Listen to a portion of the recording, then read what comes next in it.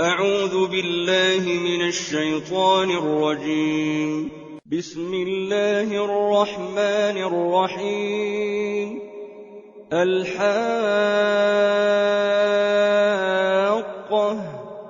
ما الحاقة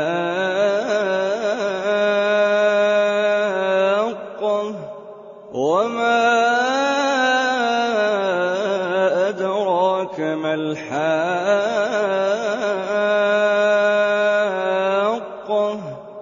كذبت ثمود وعاد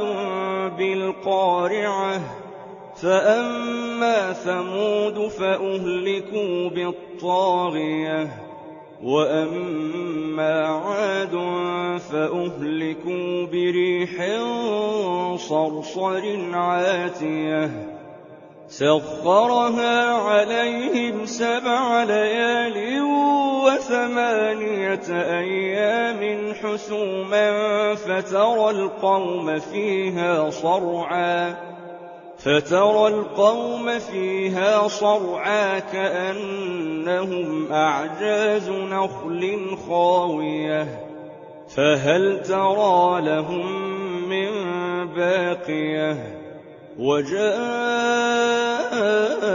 فرعون ومن قبله والمؤتفكات بالخاطئة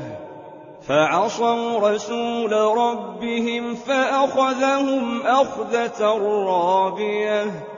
إنا لما طغى الماء حملناكم في الجارية لنجعلها لكم تذكرة وتعيها أذن واعية فإذا نفخ في الصور نفخة واحدة وحملت الأرض والجبال فدكتا دكة واحدة فيومئذ وقعت الواقعة وانشقت السماء فهي يومئذ واهية والملك على أرجائها ويحمل عرش ربك فوقهم يومئذ 8 يومئذ تعرضون لا تخفى منكم خافية فأما من أوتي كتابه بيمينه فيقول هاؤم اقرءوا كتابيه إني ظننت أني ملاق حسابيه فهو في عيشة راضية في جنة عالية قطوفها دانية كلوا واشربوا هنيئا بما أسلفتم في الأيام الخالية وأما من أوتي كتابه بشماله فيقول يا ليتني لم أوت كتابيه ولم أدر ما حسابيه يا ليتها كانت القاضية ما أغنى عني ماليه هلك عني سلطانيه خذوه فغلوه ثم الجحيم صلوه ثم في سلسلة ذرعها 70 ذراعا فاسلكوه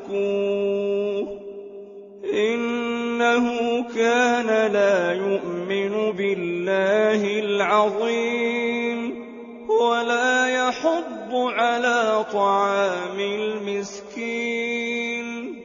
فليس له اليوم هاهنا حميم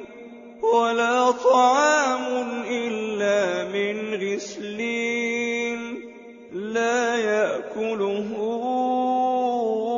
إلا الخاطئون فلا أقسم بما تبصرون وما لا تبصرون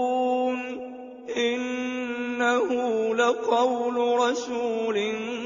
كريم وما هو بقول شاعر قليلا ما تؤمنون ولا بقول كاهن قليلا ما تذكرون تنزيل من رب العالمين ولو تقول علينا بعض الأقاويل لأخذنا منه باليمين ثم لقطعنا منه الوتين فما منكم من أحد عنه حاجزين وإنه لتذكرة للمتقين وإنا لنعلم أن منكم مكذبين وإنه لحسرة على الكافرين وإنه لحق اليقين فسبح باسم ربك العظيم